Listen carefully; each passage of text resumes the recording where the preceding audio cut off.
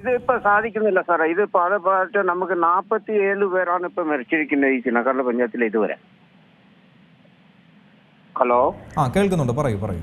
47 പേര് വരെ മരിച്ചിട്ടുണ്ട്. ഇപ്പൊ MRT ഇതുവരെ അവര് 10 ലക്ഷം രൂപ കൊടുക്കും. അന്നത്തിന് നമുക്ക് ഇവരെ എല്ലാവരും കഴിഞ്ഞവരെ ഫോറസ്റ്റ് ഡിപ്പാർട്ട്മെന്റിൽ നിന്ന് എല്ലാവരും സഹായിക്കാനും പറയും. പിന്നെ എല്ലാ കേരള ഗവൺമെന്റിലെ തന്നെ റവന്യൂ വകുപ്പിൽ തന്നെ അതിന്റെ പുറകോട്ട് പോകും. അത് കഴിഞ്ഞ് പിന്നെ വേറെ എന്തെങ്കിലും സംബന്ധിക്കുമ്പോൾ ഇത് തന്നെയാ പറയുന്നത്. ഇതുവരെ ഇവർ കൊടുക്കുന്ന ഈ പൈസ ഇവർക്ക് ഇപ്പൊ മരിച്ച പെണ്ണിനെ വന്നിട്ട് 2 കുഞ്ഞുങ്ങളുണ്ട്. ഈ 2 കുഞ്ഞുങ്ങൾ ജീവിക്കുന്നതിന് അവർക്ക് സഹായിക്കാൻ അച്ഛനുമില്ല, ആരുമില്ല. അവരുടെ കുടുംബത്തിലെ ഈ കിട്ടുന്ന പൈസ എല്ലാം ഇൻകം വെച്ച് അവർ കഴിച്ചു കഴിഞ്ഞാലും ഇല്ല പെണ്ണ് ഈ പിള്ളേരുടെ വകയിൽ എന്തെങ്കിലും ചെയ്ത് കഴിഞ്ഞാലൊക്കെ ഒരു ജീവിതം എങ്ങനെ പോവും? ആ പെൺകുഞ്ഞുണ്ട്, ആ പെൺകുഞ്ഞ് ചെറുക്കനെ പയ്യനും കാര്യം നോക്കുമ്പോഴത്തേക്ക് പയ്യനെ എവിടെയെങ്കിലും അവന്റെ പ്രായത്തിന് എന്തെങ്കിലും ചെയ്തോളൂ. ഈ പെണ്ണിന്റെ കാര്യം എങ്ങനെ പറയും? കുഞ്ഞിന്റെ കാര്യത്തിന് അവരുടെ ജീവിതകാലത്തിന് പഠിക്കാനോ അവരെ നോക്കാനോ ആരെങ്കിലും ഇല്ലല്ലോ. ഇതേപോലെ അവർക്ക് ഈ പറഞ്ഞ ജീവിതകാലത്തിന് അവർക്ക് ആ പെണ്ണിന് എന്തെങ്കിലും സർക്കാരിന് ഒരു ജോലി കൊടുക്കുമോ, റവന്യൂ ഡിപ്പാർട്ട്മെന്റിലോ സർക്കാരിൽ എന്തെങ്കിലും ജോലി കൊടുത്തോ അവർ പഠിപ്പിക്കാനോ അതിനെ കെട്ടിച്ചു വിടുന്ന വരെ അതിനെ നോക്കാനുള്ള ഒരു സംവിധാനം സർക്കാർ ഉണ്ടാക്കി കൊടുത്താൽ മതി. ഇതേപോലെ അതേമാതിരി ഇനി വരാതിരിക്കാൻ നോക്കണം. ഇവർ ഫോറസ്റ്റ് ഡിപ്പാർട്ട്മെന്റിൽ നിന്ന് ഞങ്ങൾ ആനയിനെ സംരക്ഷിക്കാൻ വേണ്ടിയിട്ട് ഞങ്ങൾ ട്രെഞ്ച് ഉണ്ടാക്കിയിട്ടുണ്ട്.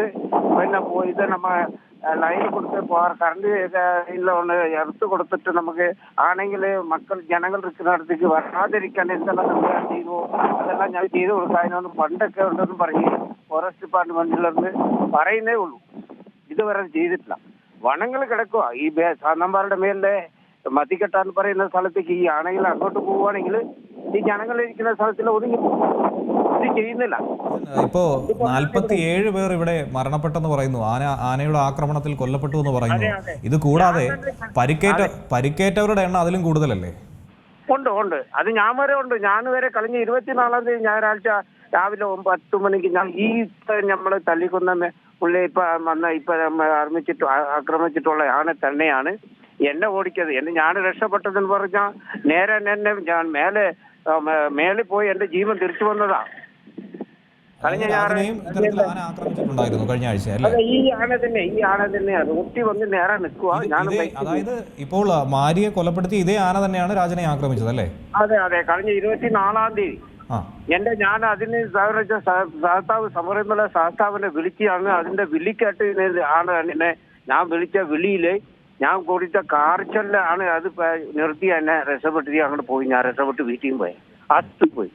ആശുപത്രിയിൽ അന്ന് ഒരു മനുഷ്യനില്ല. 10 മിനിറ്റ് അങ്ങോട്ടുമില്ല ഇങ്ങോട്ടുള്ള ഒരു വണ്ടി വന്നില്ല.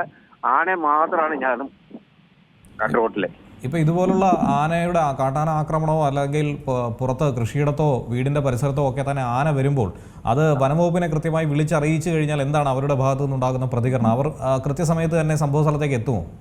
അതായത് ആറാട്ടിലെ കുറിപ്പിൽ ഇടുന്നുണ്ട്, ആന ഇന്ന സ്ഥലത്തുണ്ട്, ആൾ പണിക്കാർക്ക് പണിക്ക് പോകണ്ട, ഇന്ന സ്ഥലത്ത് വരണുണ്ട്, ഇവിടെ മാറി നിൽക്കുന്നുണ്ട്, ഇന്ന സ്ഥലത്ത് പൂപ്പാറയിലുണ്ട്, ഇവിടെ പിയാൽറാവുള്ള ഭാഗത്തിലുണ്ട്, സിംഗരണത്തിലുണ്ട്, മുന്നൂറ്റുള്ള കോളനിയിലുണ്ട്, സിംഗരണ ഭാഗത്തിൽ സൂര്യനല്ലിക്ക് ഇന്നലെ അത് കയറി വന്നേക്കണേ.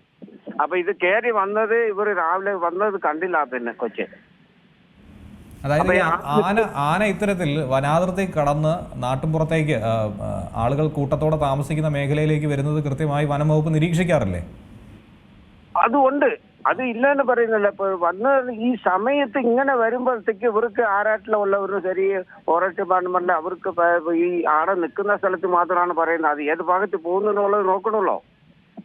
ഒരു സ്ഥലത്ത് ഇപ്പൊ നമ്മൾ നിൽക്കുന്ന സ്ഥലത്ത് ഒരു സൂര്യനല്ലി താഴെ ചോളയിലെ ബാക്കിയുള്ളതും കാടുകളായിരിക്കുന്നത്. കാട്ടിൽ നിൽക്കുന്ന ആന ടൗണിൽ വന്നിട്ടുണ്ട്, റോഡിൽ മെയിൻ റോഡിലും പോകുന്നുണ്ട്. അപ്പൊ ഇത് ഏത് ഭാഗത്താ വരണമെന്ന് പറഞ്ഞ് അവർ കയറി വരണ ഭാഗത്തിലൊന്ന് പടക്കം പൊട്ടിച്ചാൽ പടക്കം പൊട്ടുന്ന ഭാഗത്തിരുന്ന് ഇങ്ങോട്ടും മേലെ കയറി വരും. ആ കയറി വരണ ഭാഗത്തിരുന്ന് ഇവർ പറയുന്നുള്ളൂ, ആ സ്ഥലത്തേക്ക് ഇവർ പോകുന്നില്ല ആരും. അപ്പൊ അങ്ങനെയൊക്കെ വരുമ്പോഴാണ് ഇങ്ങനെ ആൾക്കാർ പോകുന്ന സ്ഥലത്ത് നമുക്ക് ആനയുമായിട്ട് കൂട്ടിമുട്ടാൻ വേണ്ടി വന്നത്. ഏറ്റവും പുതിയ വാർത്തകളും വിശേഷങ്ങളും വിരൽത്തുമ്പിൽ അറിയാൻ സീ മലയാളം ന്യൂസ് എല്ലാ ഡിജിറ്റൽ പ്ലാറ്റ്ഫോമുകളിലും ലഭ്യം.